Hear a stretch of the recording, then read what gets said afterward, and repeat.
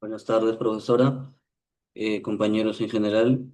Le habla su alumno Jorge Eduardo Sion Torre de la carrera de Administración y Marketing. ¿Qué tal, profesora Teresa Estefanía Pomajambo Figueroa? Bueno, con respecto al trabajo, sabemos que después de dar el golpe de Estado de los reformistas del gobierno de Fernando Belaúnde, ¿no? El 3 de octubre de 1968, el gobierno revolucionario de las Fuerzas Armadas que comprendió el periodo entre 1968 y 1975, pues, ¿no?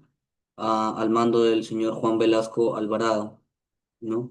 En esa época fue el ataque de muchos escenarios, ¿no? En materia de los derechos humanos, que se implementaron las políticas destinadas a ampliar los derechos tanto sociales y económicos. Se fomentó la creciente violencia política y la representación estatal que generaron los grandes retrocesos en los derechos fundamentales, ¿no?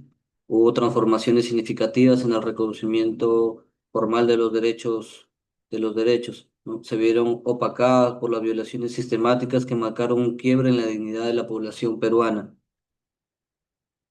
Bueno, desde un punto socioeconómico, en 1968 hasta 1975, el gobierno revolucionario de Juan Velasco Alvarado impulsó cambios estructurales que transformaron los derechos de los sectores marginales.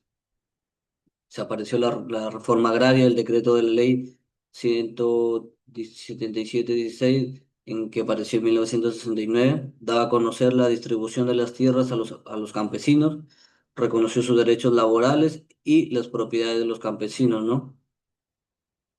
Fue un importante, reconoció tanto sus derechos, ¿no? Fue comprendida el gobierno de Juan Velasco Alvarado, fue la matriz económica bajo el modelo de la industrialización por la sustitución de importación, donde aparece la Ley General de Industrias en 1970, ¿no? Donde se ampliaron los derechos económicos. El gobierno de Morales Bermúdez, que se releva a Juan Velasco Alvarado, que fue en agosto de 1975, ante la crisis económica y las manifestaciones sociales sin solución. En febrero de 1977, Morales Bermúdez anuncia el plan de Tupac Amaru, que incluía la convocatoria de una asamblea constituyente y que se elaboró la constitución política y da el paso libre a la participación de los partidos políticos.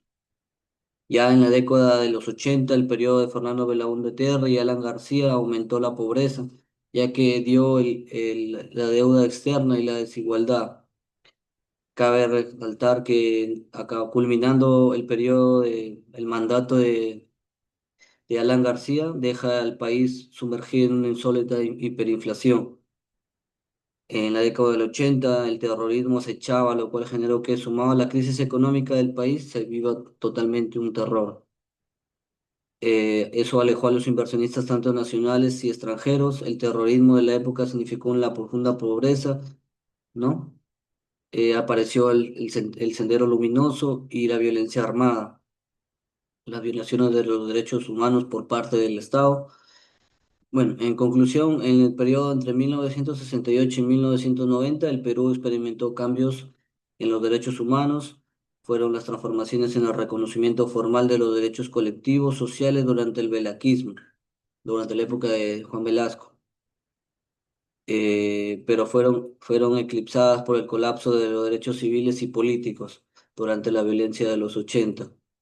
Este periodo no solo muestra los cambios, sino un retroceso en la protección de la vida y la dignidad humana, donde los permanencias de exclusión y violencia superaron las reformas de la época. Gracias.